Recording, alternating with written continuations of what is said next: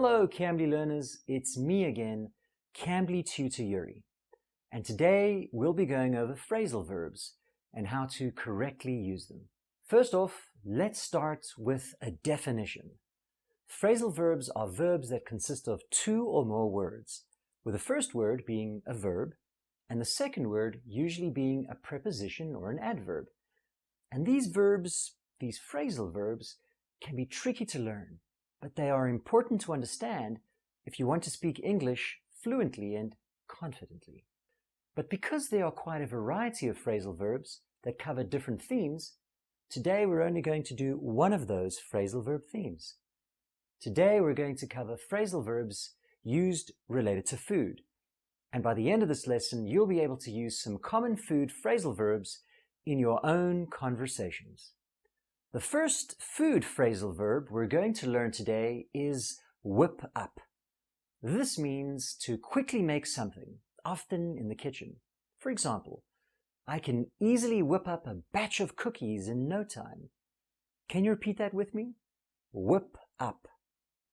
Now, here you may notice, as I described in the definition, a phrasal verb is usually a verb followed by a preposition or an adverb. In this case, whip is the verb and up is the preposition. Whip up. Once again, this means to quickly make something, most often in the kitchen. And here's a final sentence example to help you better understand this.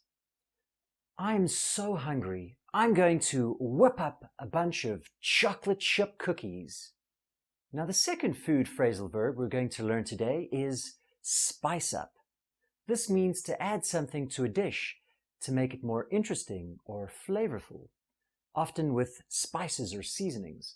For example, I like to spice up my eggs with some hot sauce. Can you repeat that with me? Spice up. And here's a second example. I always add a bit of chili powder to my scrambled eggs to spice them up. The third food phrasal verb we're going to cover today is pig out. This means to eat a large amount of food, especially in a very greedy way. For example, I'm going to pig out on pizza and ice cream tonight. Can you repeat that with me? Pig out. I'll create two more example sentences for you using pig out, so you can better understand this food phrasal verb. Every Friday night, my friends and I pig out on pizza and chicken wings while watching movies. I know I shouldn't, but sometimes I can't resist pigging out on ice cream when I'm feeling sad. The fourth food phrasal verb we're going to learn today is top off. This means to add a little bit more of something to a dish or a drink, especially something like a sauce or a garnish. For example, I like to top off my pasta with some fresh Parmesan cheese. Can you repeat that with me? Top off. Okay, so once again, here are two more example sentences for you using the food phrasal verb top off.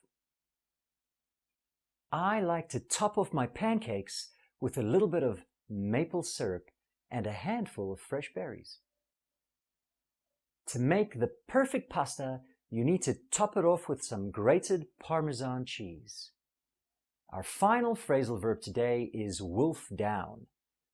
This means to eat something quickly and hungrily, not taking the time to enjoy it. For example, I was running late for work, so I had to wolf down my breakfast and rush out the door. Can you repeat that with me? Wolf down. All right, two more example sentences for you using the food phrasal verb wolf down. After a long day at work, I came home and wolfed down a whole pizza by myself. Even though the food wasn't that great, the hungry customers still wolfed down everything on their plates. Now, it's important to note that some of these phrasal verbs can be used to describe other things in English, but today we're learning how to use them when speaking about food-related topics. And there we have it, food phrasal verbs. I hope it's clear now what phrasal verbs are and how we can use them.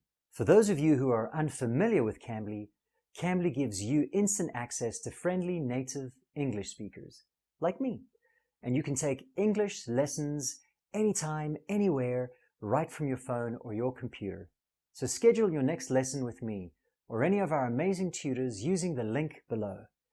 Thank you so very much for watching. Until next time.